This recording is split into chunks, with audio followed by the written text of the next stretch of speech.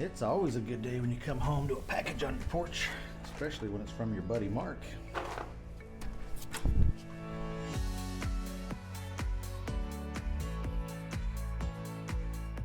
Well, does anybody else's wife and kids do this? Why? Why is there a rock on my workbench? All right, I'll be back in a second. That's way better. No, wait. There we go. Now we're ready to work. Being the super good dude that he is, Mark decided I needed a new set of strings for my bow. So, that's what I think is in this box. We're about to find out. I've had this Elite Rezult now for a few years. Mark put a new set of strings on it for me last year. They started to wear a little bit. I'll show those to you when I look at it here, but let's look at our new ones. Oh yeah. I got the same colors because I loved the colors. Blue and yellow. Oh, these look good. All right. Let's dress the bow down, get it in the press, get some measurements, and we'll go from there. Now, I am going to be the first to admit I am not a pro when it comes to this stuff. Honestly, I used to be really scared. I didn't get a press for a long time because, well, I was worried I was going to blow my bow up or something. I'll let you on a secret. They're not as scary as you think. But I'm also, again, I'm not a pro. This is not, I just tinker on my own stuff. So what we're going to do is we're going to go really, really slow on this. So I'm just going to replace one string at a time. Now, these are Bloodline Fiber strings. That's what's currently on the bow. Unfortunately, this set started getting some it's got kind of fraying for some reason. And so we're pulling them off. We're putting a different material on this time and seeing how it holds up. So I am just going to start on this bottom cable, and we're just going to go one at a time. One at a time. Here we go.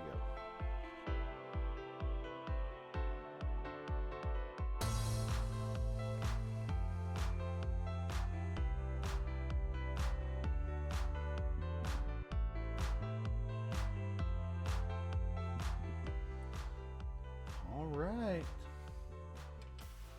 And it's just that easy. Those new strings look good. I'm just making sure they're not kinks or anything in the twists. Since I've been sitting in a package for, I don't know, 5-6 days while they were getting shipped.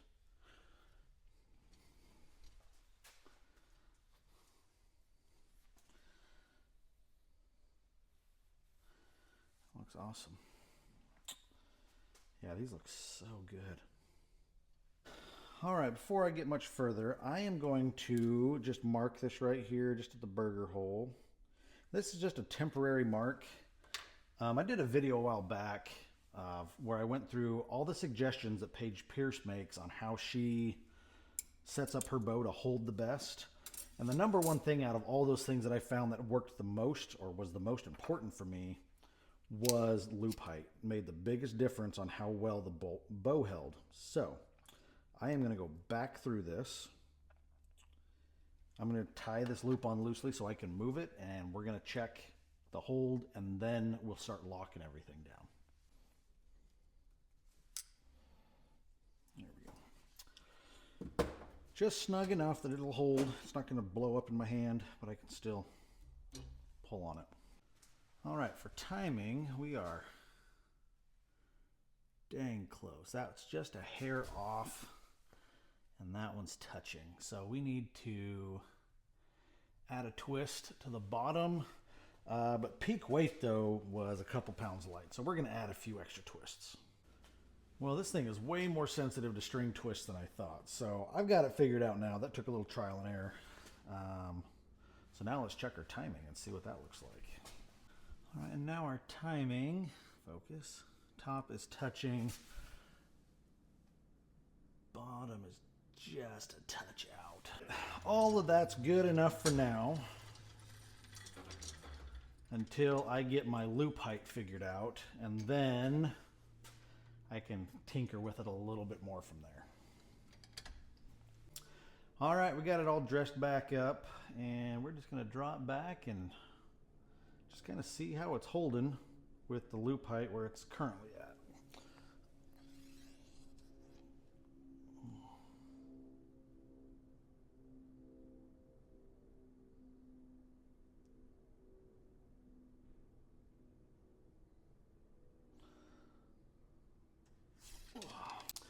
The biggest thing I'm looking for is my pin bobbing down. That's been the problem I've had with this bow so far.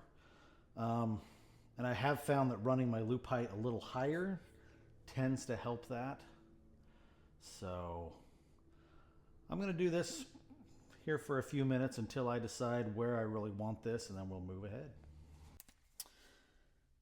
Well, this seems to be the spot, so I'm going to hit this with a Sharpie, so I know where to put my knock sets. And we're going to take this D-loop off and probably throw it away. I think it's a little short. We'll put a new one on when I'm done.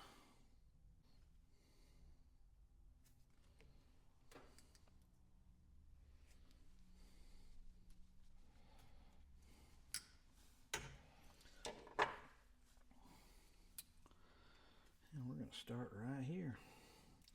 I'm just going to do overhand, underhand knots, and I usually do extras on the bottom versus the top because that's where, at least on my, when I draw, if I tie equal knots top and bottom, my release isn't pulling straight back behind the arrow. To get my release to come behind the arrow, I usually got to put about twice as many knots under as I do over. So there's 3, 8, and then we'll tie this off on top.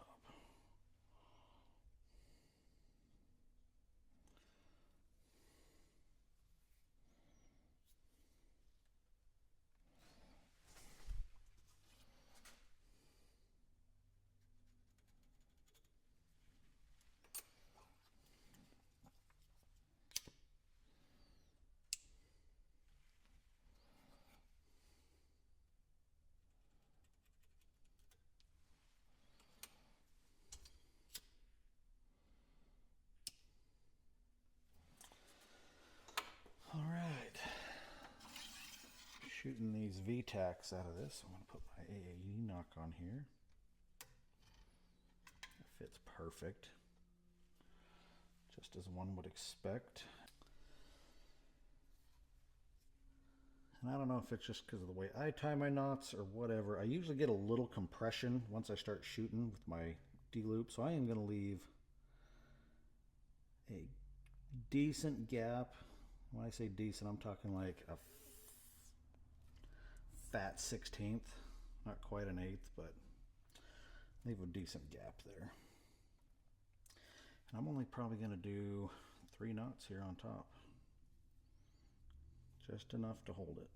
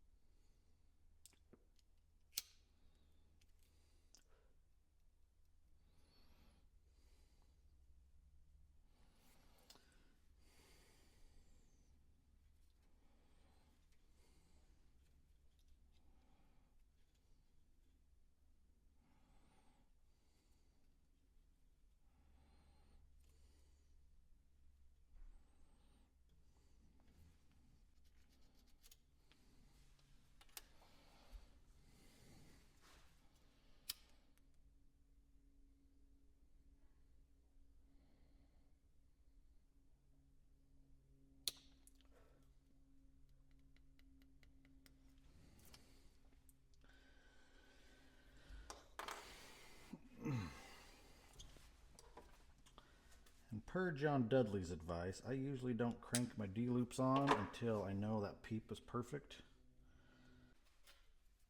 So initially, I'm only going to tie this in kind of light until I can get some arrows through it. These strings are known for not really stretching or anything, but I do want to give them a chance to settle. So I'm just going to throw a couple loops around it here, and I'll put a knot top and bottom, and we'll call that sufficient until I get 100 arrows or so through it.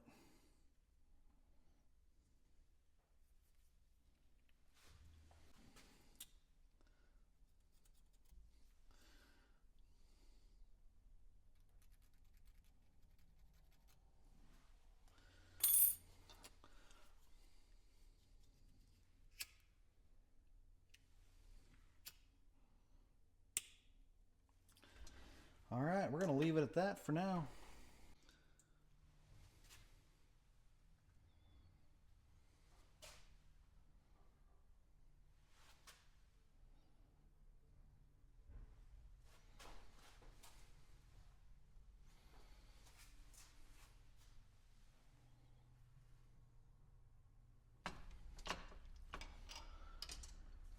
Well, I think we're going to consider that put back together. As usual, Mark did an awesome job on these strings. They look great. So I'll probably put tuning. I'll probably make the tuning a separate video. So come back for that. I'm going to go do that right now. So thanks for coming along. Well, I'm going to have to apologize. I kind of had to skip over the tuning part of this video because I got distracted with real life and kids, and the wind was howling, couldn't do it. So it's now after 10 o'clock at night. I'm outside shooting, and this is the results. So bare shaft, flet shaft at 20 yards. I think I'm going to call that good enough for the time being. I might tweak that a little bit later on, but we're going to call that tuned, and hopefully I'll get a chance to stretch it out tomorrow and get a new sight tape, because I did shoot it through a chrono, and with the speed knocks, those things work. Holy cow, it's getting like almost 13 feet per second more than what it was getting, because I think I was at like 277. I'll have to check that, and now it's shooting 290, so it's ripping. Thanks for sticking around. I appreciate it. I'm having a lot of fun making videos, so please like and share these, and keep coming back for more.